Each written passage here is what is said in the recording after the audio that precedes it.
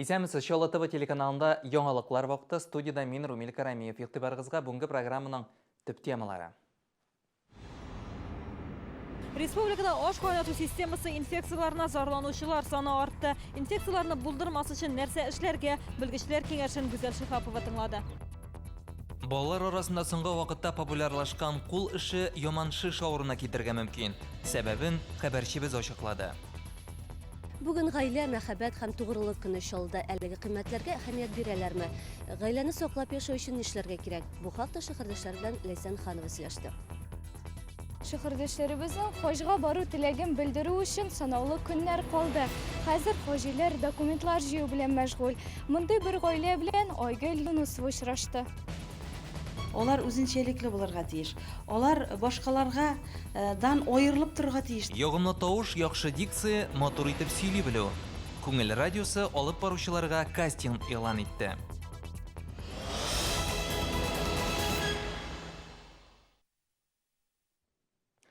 Бүген 52-нче комплекста машина янында коткаручылар пультына бу хакта иртәнге сәгать 3-тә хәбәр итәләр. Урынга килгән янгын сөндерүчеләр аның шител машинасы булуын хәбәр итте. Автомобильнең моторына ут капкан. Аны хәзер төзекләндерү мөмкин түгел. Машина хуҗасы моның очраклы хәл булмавын белдерде. Хәзер әлеге факт буенча тикшерү бара. В ходе дознания Тикшерү нәтиҗәсендә автомобиль хуҗасының көндез танышы белән сүзгә килүе ачыкланды. Төнлә янгын чыга. Машина хуҗасы аның очраклы булмавы турында әйтте. Хәзергә ике версия карала: бу ут төртү һәм автомобильнең төзек булмавы. Тикшерү дәвам итә. Ишәк инфекциясы йоктыручылар күбәя бер атна эчендә республикада 300-дән артык кеше хастаханәләргә мөрәҗәгать иткән. Тайплар әйтүенчә, эссе һава торышы җиләк-җимешне юмый ашау авыруның артуына китерә. Дөрес, Чаллыда хәл алай ук кискен түгел. Узган ел белән чагыштырганда авыручылар саны кимрәк. Шулай да белгечләр шәһәрдәшләргә гади генә кагыйдәләрне белеп торырга киңәш итә. Галина Михайлова инде 10 еллар буе бакчасында үскән җиләк-җимешләрне сату белән шөгыльләнә. Бу вакыт эчендә әле беркемнең дә авыру йоктырып зарланып килгәне юк ди ул. Алып кайткан кешеләрдән менә титендән килгән ниләрне куярларны им алса, аларны изжога бирә, например, сразу видно. А үзебезнеке нужно аромат и она сразу видно витамины, как говорится, вот укроп потому что агар да привозной булса, ул бер вакытта шинми.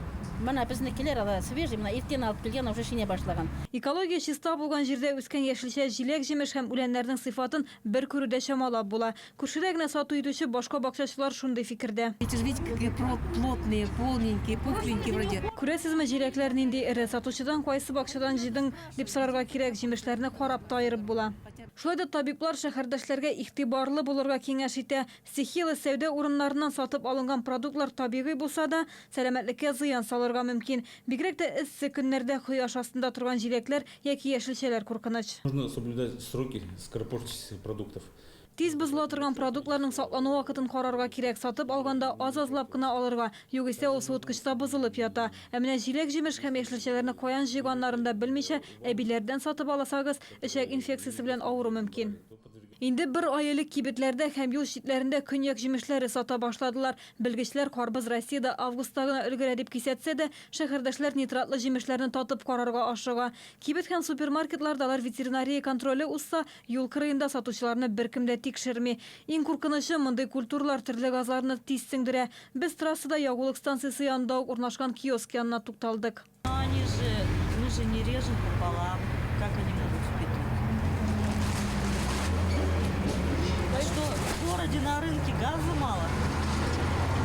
Или там машин нету? Табиблар бу фикер белән килешми, алар мондый сату урыннарын бөтенләй читләп бетергә киңәш итә. Бу карбыз һәм кавыннарны ашаганнан соң нинди диагноз куясылары алдан ук билгеле.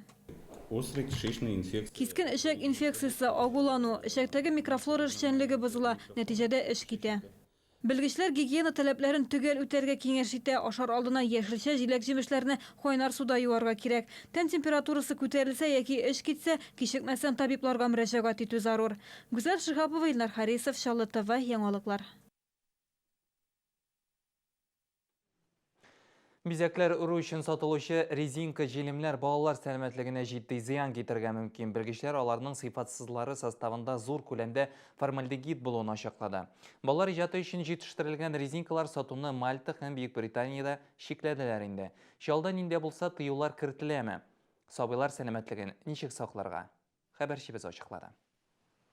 11 яшьлек Ралина төсле резинкалардан белезекләр үргә ярата. Аларны бер тартма ясаган инде.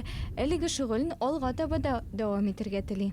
Потому что это интересно, развивает. Бу бик кызыклы, кул хәрәкәтен тизләтә. Мәктәптә дә тизрәк яза башладым. Резинкаларны зур кибетләрдән җир асты юллары киоскларыннан сатып алам.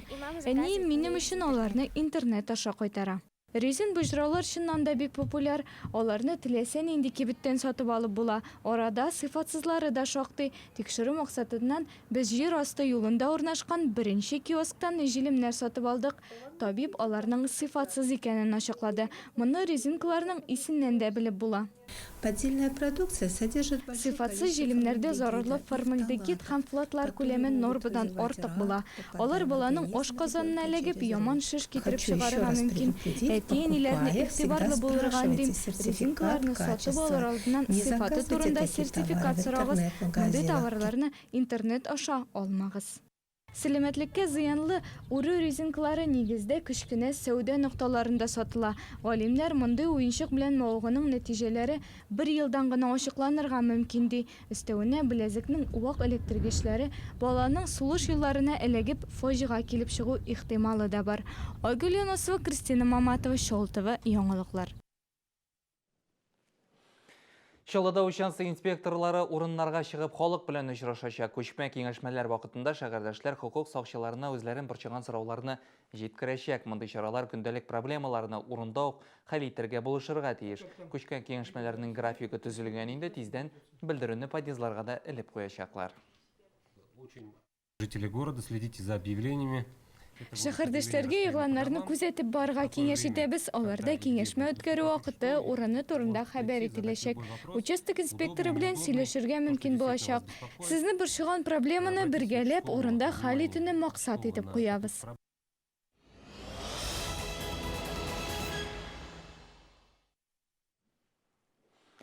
8 июль гаилә мәхәббәт һәм тугрылык көнендә шәһәребездә 7 гаилә теркәлде. Татарстанда исә барлыгы 74 пар өйләнеште. Ә инде ярты еллык мәгълүматларга караганда, ел башыннан Чаллыда гаилә коручылар 1600-гә якын. Дөрес, бу узган елның шушы чоры белән чагыштырганда 100-гә ким. Чаллыда ЗАГС бүлеге хезмәткәрләре моны хәзер 1990-96 елгы яшьләрнең гаилә кору яшенә җитлегү белән бәйли.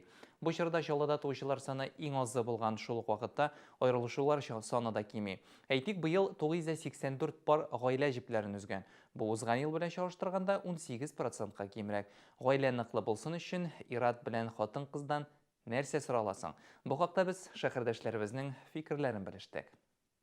Гаиләне саклау өчен бер-береңә уважение кирәк. Менә шул бер-береңә. Мин үзем хатын белән яшәдем. 57 ел яшәдем хатын белән. Хатын үлеп китте.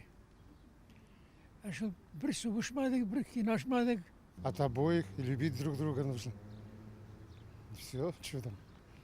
Уважение и любовь. Да, уважение. Уважение и любовь. Что еще может? Дети. Не изменять, уважать, любить, доверять. Шәһәребезнең иң үрнәк гаиләләрен иртәгән тантаналар сараенда хөрмәтләячәкләр. Матур гадәт буенча һәр елны гаилә мәхәббәт һәм тугрылык көнендә 10 парга медальләр тапшырыла. Татарстан буенча 70 гаилә бүләкләнә. Медаль алуның үз шартлары да бар. Гаиләләрнең ширек гасырдан артык бергә яшәве, балалары һәм оныклары булуы шәһәр үсешенә үзләренең өлеш кертүләре һичшиксез зарур булып сала. Эчке эшләр идарәсенең бәлик булмаганнар белән эшләү бүлеге башлыгы Римма Искәндәрова инде ширек гасырдан артык гаилә учагын саклый. 25 ел дәвамында ул үз улларына гына түгел, яклауга мохтаҗ бик күп ятим һәм инвалид балалар өчен дә әни булды. Эштә кырыс булып күренгән җитәкче өйдә нинди? Гаилә белән хәбәрчебез танышты. Үйдә Рима Искандровна гаилә ягзалары һәр вакыт көтеп бала җитди җитәкче эштән инде хәл булса да, рәсми костюмын салуга яраткан әни һәм тугры хатынга әйләнә. Любая профессия накладывает определенный отпечаток на человека, на маму тоже. Һәр эш үзенең изен калдыра, әни дә кайвакыт өйдә дә үзен җитәкче итеп хис итә, әмма бу сирәк була. Ул безнең өчен кадерле һәм кайгыртучан әни, кырыс булса да бик гадел. Римма һәм Илья Искандровлар бер-берсе белән 25 ел элек таныша. Алар бу вакытта альпинизм белән шөгыльләнгән була. 4 елдан соң гаиләдә беренче бала туа, соңрак икенче уллары дөньяга килә. Хәзер балаларның өлкәне Мәскәүдә укый. Римма Искандровга хезмәтенә бәйле рәвештә имин булмаган гаиләләр белән күп аралашырга туры килә. Рейдлар тәүлекнең теләсә кайсы вакытында балик булмаган балалар белән аралашу аркасында гаиләгә игътибар да аз эләгә. Малайларым тәртипле, яхшы укып, үзләренең поведениелары белән поддержать итсәләр, ирем инде балаларымны тәрбияләргә бер кайчанда ул әйтмәде, син узак йөрисең эшкә дип, мин никадәр кирәк, шуның кадәр гел эшләп, рәхәтләнеп өйгә кайта идем. Өйдә якты чырай белән мине һәр вакытта да каршы алдылар.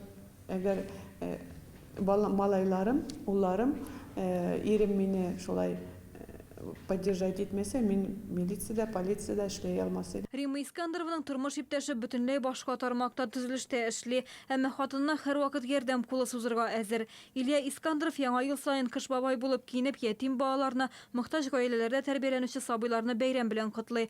Шул рәвешле кыш бабай 800 балага яңа ел бүләге тапшырган. Своим детям в последнюю очередь. Үземнең балалар янына бүләкләрне өләшеп бетергәч кенә кайта идем. Алар төнге 12-гә кадәр кыш бабайны көтеп утыра иде. Гаилә мәхәббәт һәм тугрылык көнен Искандровлар айрым билгеләп үтәчәк. Алар ял көннәрендә гаиләләре белән палаткалар алып табигатькә ял итәргә чыгарга җыена.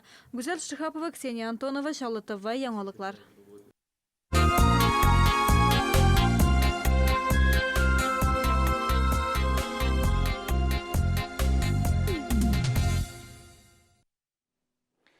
Ата-ана назы гаилә җылысы кадерле балалар, бүген гаилә көнендә бу сүзләр аеруча еш кулланыла. Тик арабызда әти-әни сүзен бер әйтергә тилмергән нарасыйлар да бар. Без бүген әни кирәк дип аталган проектыбыз кысаларында аларның берсе балалар йортында тәрбияләнүче 3 яшьлек Артем турында сөйләшәкбез. Аның да алдагы елларда гаилә бәйрәмен әти-әниле булып үткәрәсе килә. Артем, здравствуй, Артем, здравствуй, малыш. Здравствуй, мы с тобой сегодня будем играть, да? Артем өчен балалар йорты туган нигезе дияргә була. Тәрбияче укытучылар иң якын кешеләр. Балага катлаулы микроцефалия диагнозы куелган. Бүгенгедәй күнегүләр дә аның өчен алга сауыгуга таба зур адым булып тора.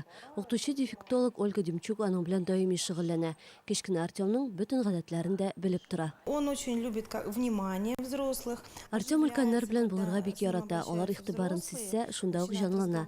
Елмаеп та куя. Сынсырлы бүлмәдә шөгыльләребез аңа аеруча ошый. Артем кечкенә куллары белән уенчыкларны тотып тора ала, тупка атып атынырга ярата.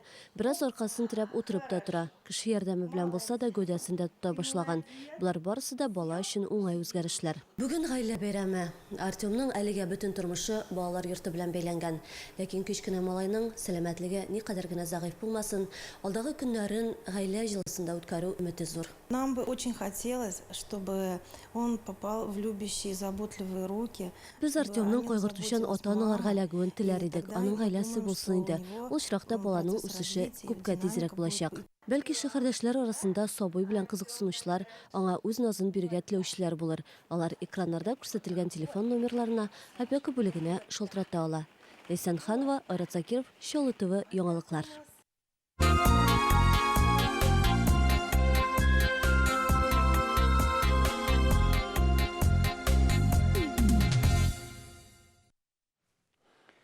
Без дәвам итәбез. Гаилә мәхәббәт һәм торлык көне уңайыннан заман яшьләр үзәгендә дә гаиләләр өчен бәйрәм оештырылды. Бирдә теләгән кеше җәйдән ук атты, балалар гольф уйнады, балык тотты. Заман яшьләр үзәгенә йөрүче иҗат коллективлары рәхәтләнеп концерт күрсәтте. Бүген гаилә һәм мәхәббәт бәйрәме. Мин бу бәйрәмгә әнием белән килдем һәм мин ук белән ату уенында уйнарга телим. Балаларның хәзерге җәй көнендә, бүгенге көндә күңелле кояшлы көндә матур булсын дип килдек. Алда безне реклама чыгарылышы көтә, ул гадәттәгечә бик тиз үтеп китәчәк. Шуңа күрә бездән аерылмагыз, безнең белән бергә калыгыз. Шәһәрдәшләребезнең Хожга бару теләген белдерү өчен санаулы көннәр калды. Хәзер хаҗилар документлар җыю белән мәшгуль. Мондый бер гаилә белән Айгөл Юнусова очрашты. Олар үзенчәлекле булырга тиеш.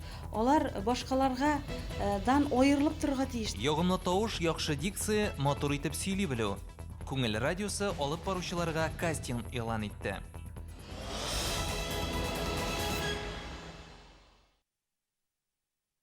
Фирма «Подряд» предлагает современные коттеджи с земельным участком и коммуникациями от 2,5 миллионов рублей, а также участки земли от 40 тысяч рублей за сотку. Коттеджный поселок Новая Суровка в 5 минутах езды от города. Звоните сейчас 36 12 13.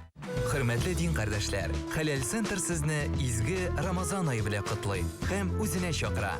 Биредә дини әдәбият, хәләл косметика, парфюмерия, азык-төлек һәм мөселманнар өчен киемнәр тәкъдим ителә. Хәләл центр, Яңа шәһәр 27/09А. Рамазан ае мөбарәк булсын. Зоомагазин «Аквадом». Все для создания экологически чистых аквариумов. Огромный выбор и выгодные цены. Принимаем заказы по интернет-каталогу на нашем сайте aquadom16.ru. Бесплатная доставка товара. «Аквадом». Все для ваших питомцев. Профессионально, выгодно, удобно. ТЦ Камила 4305 и ТЦ Чулман 3906А.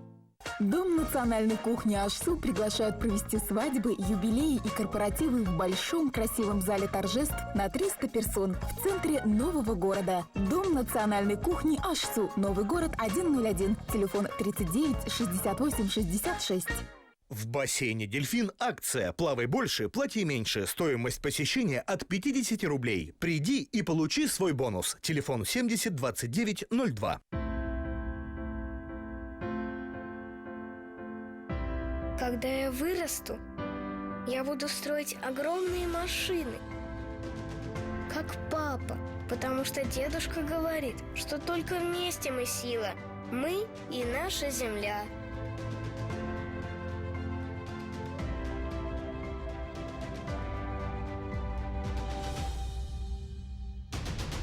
Как изменить мир? Мы вместе делаем это каждый день. Ради будущего наших детей. Ради нашей счастливой жизни. Просто посмотри вокруг. Это наш Татарстан. Мы сделали это вместе. Каждая маленькая победа – это шаг к большому успеху. Шагая вместе, мы и наша республика становимся первыми.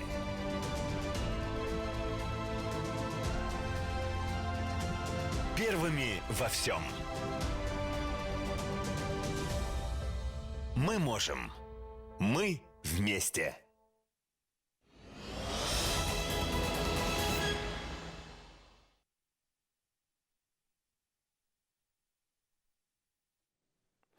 Сіз яңалыклар программасын карыйсыз, біз дәвам итәбез. Хош кылырга теләүчеләр саны кимегән. Белгечләр моны икътисади вазгыятьнең тотырыксызлыгы долларның кыйммәт булуы белән бәйли. Ә инде бернигә карамастан пәйгамбәр яшәгән Мәккә һәм Мәдинә шәһәрләрен күргә теләүчеләр хәзер документлар җыю белән мәшгуль. Шундый гаиләләрнең берсе белән безнең хәбәрчебез Айгөл Юнусова да очрашты. Рейс Эдинов бош метролог булып эшли, төрле җайланмаларның төзеклеген тикшерә. Пенсия яшендә булсак та хош кылу өчен акча туплау максатыннан лаеклы ялга китергә ашыкмадык ди ул. Ай ярымнан тормыш иптәше Гөлсинә апа белән бергә сәфәр чыгачаклар. Без инде хош кылырга хатыным белән, тормыш иптәшем белән күптән хыялланабыз. Башка елларны төрле сәбәпләр аркасында барып булмады. Менә быел инде Алла бирсә, быел хош кылырга җыенабыз икебез бергә. Инде менә без İşte sanatmıyız. Şimdi Allah verse bu hoş gamelinde Avrukanın da bile biz Allah yardımı bilen kılıp kaytarırız dip şanabız. Быелгы таләпләр буенча хожга баручының шет ил паспорты 10 елга рәсмиләштерелгән булырга тиеш. Моннан тыш шаулы мөхтәсибәте сәламәтлек турындагы белешмәгә дә җитди карарга киңәш итә. Булачак хоҗилар алдан медицина тикшерүе үтә. Хоҗиның сәламәтлеге хакында бөтен мәгълүматлар дөрестлеге белән язылган булырга тиеш, чөнки анда барганнан соң кеше белән төрле ситуация булуы мөмкин. Анда безнең белән бара торган врачлар чарасын күрер өчен хоҗиның состояниесе турында мәгълүмат булырга тиеш. Моннан тыш менингит һәм дифтерияга каршы прививка ясату турында белешмә сорала. Хаҗга тиешенчә әзерләнгән очракта изге гамәл кабул булачак, дип баш имам мөхтәсиб. Ошо хаҗ көннәрендә дөньяның төрле почмакларыннан бөтен мөселманнар бер урынга җыелалар. Бер төрле киемдә булып хаҗга керәләр. Анда инде ярласа да, мохтаҗы да, патшасы да бөтенесе дә бер киемдә һәм Аллаһ Тәала каршында бер дәрәҗәдә булалар һәм барсы да инде шушы Аллаһ кушкан бер гамәлне, гыйбадәтне кылалар. Ураза гаетеннән соң булачак хаҗилар өчен Нур-Ихлас мәчетендә дәресләр оештырылачак. Быел хаҗга сентябрьдә юлга кузгалачаклар. Айгөл Юнусова, Илнар Харисов, Шол ТВ, яңалыклар. Һәм ураза тотучылар игътибарына мәгълүматыбыз бүген Рамазан айының 21-нче көне иртәгә сәхәр ашу төнге 1:02 минутта тәмам булырга тиеш. Авыз ачу исә 20 сәгать 12 минутта. Тоткан уразаларыгызның савына ирешергә ясан. Рубриканың мәгълүмати партнеры дизайнер Римма Әлләмовдан үз киемнәр һәм подряд төзелеш оешмасы.